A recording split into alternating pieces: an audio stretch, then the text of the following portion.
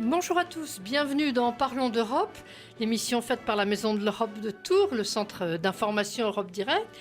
Alors aujourd'hui, mon invité est Monsieur Abdelkalek Berhamda. Bonjour monsieur. Bonjour madame. Alors vous êtes professeur émérite de droit de l'Union européenne à l'Université de Tours et vous êtes également expert juridique auprès du Parlement européen. Donc vous êtes la bonne personne pour nous parler d'Europe et je vous remercie de venir aujourd'hui.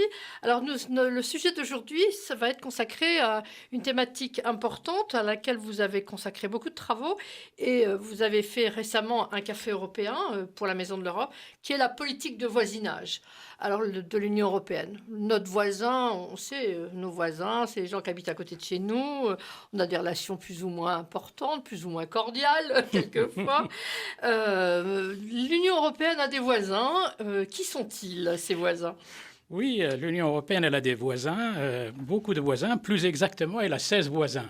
16 voisins. Alors, parmi ces pays, le Maroc, l'Algérie, la Tunisie, la Libye, l'Égypte, la Palestine, Israël, le Liban, la Syrie. Ça, c'est le côté sud de la Méditerranée. Puis, elle a des voisins dans le Caucase. C'est la Géorgie, c'est l'Arménie, c'est l'Azerbaïdjan.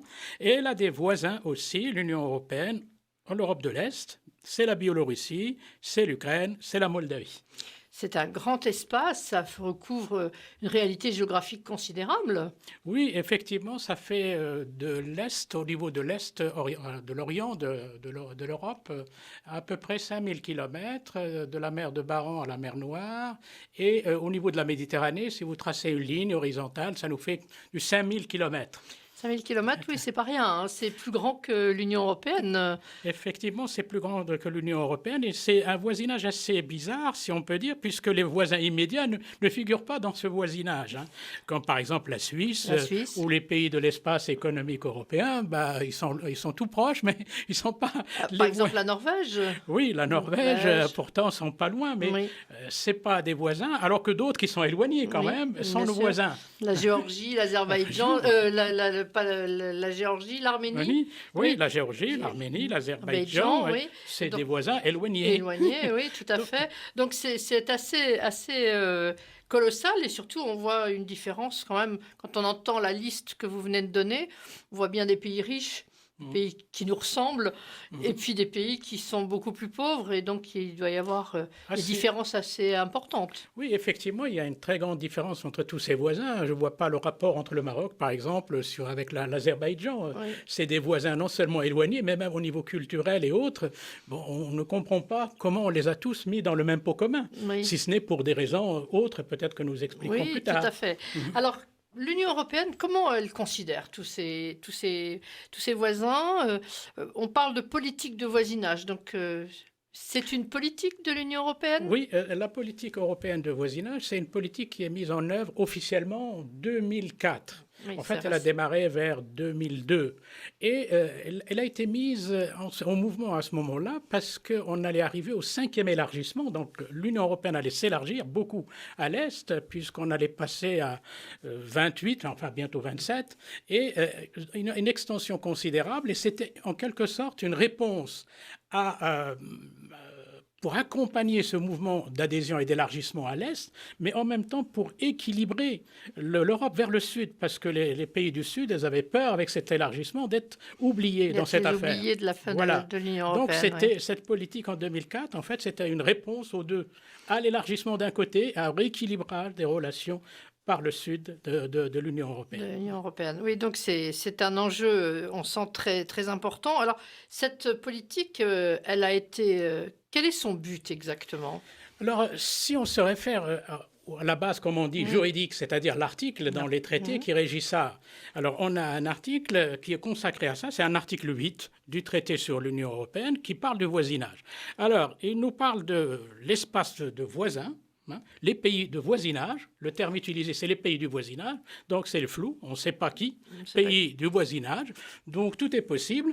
Et puis, pourquoi ces pays du voisinage ? Eh bien, pour créer avec eux un espace de prospérité et de sécurité. Là encore des mots, on ne sait pas qu'est-ce qu'il y a derrière, on doit créer cet espace Sur quoi? Sur les bases de l'Union européenne, c'est-à-dire sur les droits fondamentaux de l'Union européenne, sur tout ce qui est le respect de l'état de droit, etc. Donc c'est sur nos valeurs. Voilà, donc en fait, on propose une relation asymétrique.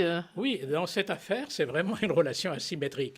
Parce qu'on arrive, on leur dit, écoutez, voilà, on veut bien faire des choses avec vous, on veut bien créer un espace de liberté et de sécurité, mais attention, ça va être sur nos objectifs, sur nos valeurs, et au niveau de la mise en œuvre, la pratique même, ça se passe comme ça. Parce qu'en réalité, comment ça se passe techniquement, simplement, c'est la Commission. La Commission qui élabore des programmes sur la base des accords. Parce qu'on a avec tous ces pays, on a des accords bilatéraux. Et puis après, sur la base de ces accords bilatéraux, on a ce qu'on appelle des plans d'action. Et dans ces plans d'action fixés par la Commission dit à tel pays, voilà ce que vous devez faire, voilà, voilà, voilà. Et bien sûr, il y a la carotte. La carotte, c'est le financement qui, en conséquence. Voilà comment ça fonctionne, cette chose. Et est-ce que tout le monde réagit bien à ça? Est-ce que les 16 pays disent oui à tout ce qu'on leur demande ou est-ce que ça râle un peu? En fait, ils sont dans une situation un peu délicate, surtout je pense aux pays du sud de la Méditerranée, parce qu'ils sont plus ou moins dépendants. Le problème, tous ces pays du sud de la Méditerranée, en fait, l'Union européenne, c'est leur premier partenaire commercial. Et donc, sans compter l'aspect financier et l'aide. Et donc, ils sont dans une situation un peu délicate pour refuser. Donc, on accepte plus ou moins, mais au bout du compte, on accepte. On accepte parce qu'on ne peut pas faire autrement, en fait. Voilà. Et puis peut-être aussi parce qu'on a quand même des intérêts communs, malgré tout. La lutte, je pense que la lutte contre le terrorisme, le problème de la sécurité, ça intéresse aussi tous ces États. Oui, effectivement, parce que pourquoi on fait cette politique? En fait, l'objectif, c'est finalement, c'est pour la stabilité et la sécurité de l'Union européenne. D'abord, parce que la sécurité à travers le problème de l'immigration et le problème du terrorisme. Et donc, ces pays-là nous aident dans la lutte contre l'immigration clandestine illégale et en matière de terrorisme. Mais il n'y a pas que ça. Il y a bien sûr d'autres aspects. C'est l'aspect économique et stratégique, parce que toute cette zone-là, par exemple, prenons les pays, la Géorgie, l'Azerbaïdjan et l'Arménie, pourquoi on les a rajoutés? Parce qu'au départ, ils n'étaient pas intégrés dans le voisinage. Parce qu'ils sont quand même très loin. Hein. Ils sont très loin. Quand on a une carte sous les yeux, on sait bien qu'ils sont loin. Ils sont loin, et si on les a rajoutés, c'est pour une raison toute simple, à mon avis. Parce que n'oublions pas que ces pays sont à côté de l'Irak et de l'Iran, donc ils sont à la frontière. En réalité, c'est pour des raisons plutôt énergétiques.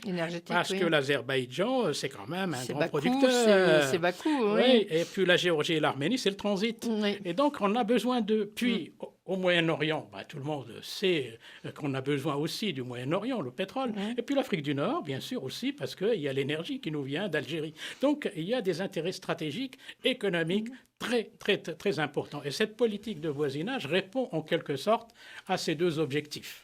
D'accord. Là, on voit un petit peu plus clair l'intérêt de cette politique. Mais alors, ce qu'on propose concrètement à nos voisins, puisqu'on a une politique d'adhésion pour les membres pour les Européens, mais l'Azerbaïdjan ou le Maroc, on ne va pas leur proposer l'adhésion. Pourtant, quand je vous écoute, on a quand même un peu l'impression que ça ressemble beaucoup.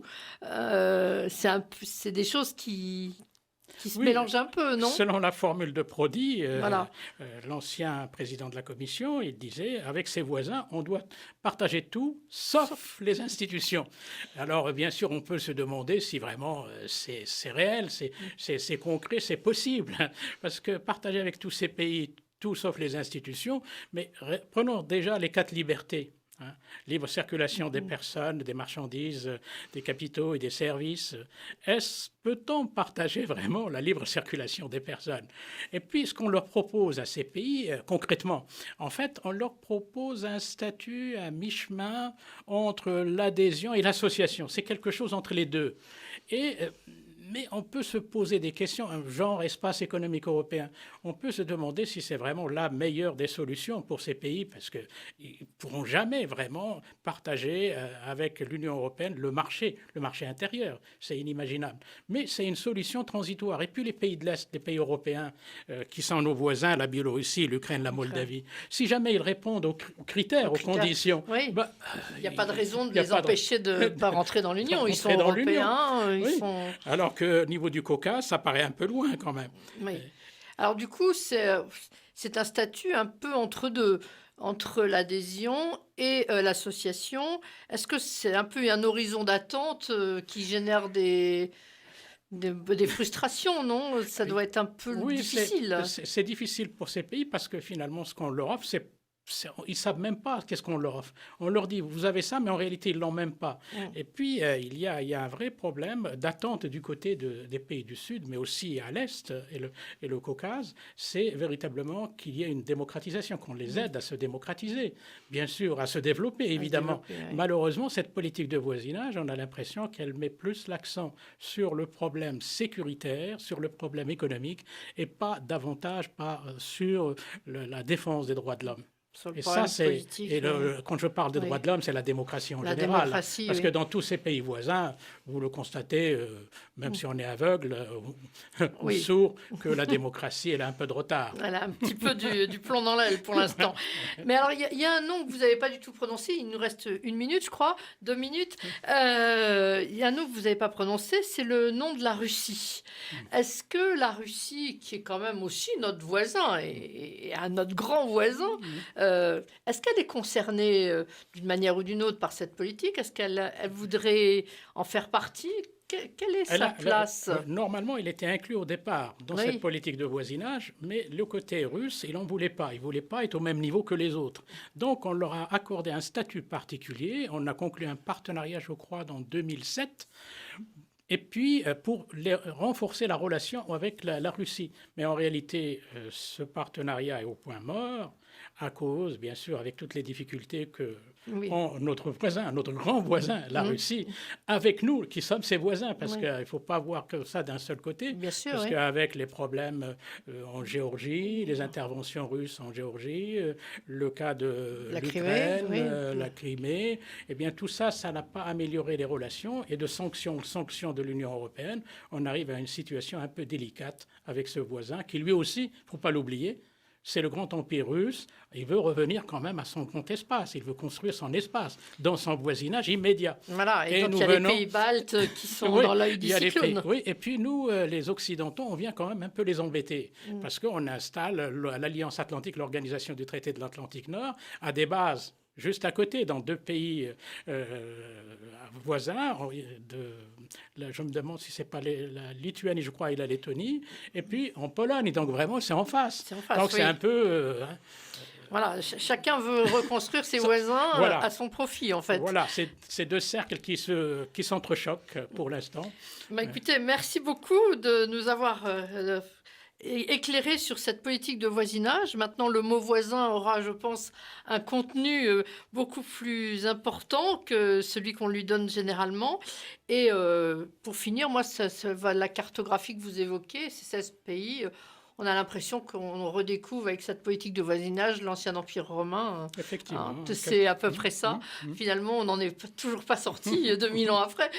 Oui. Merci beaucoup, monsieur. Merci. À bientôt. Merci beaucoup.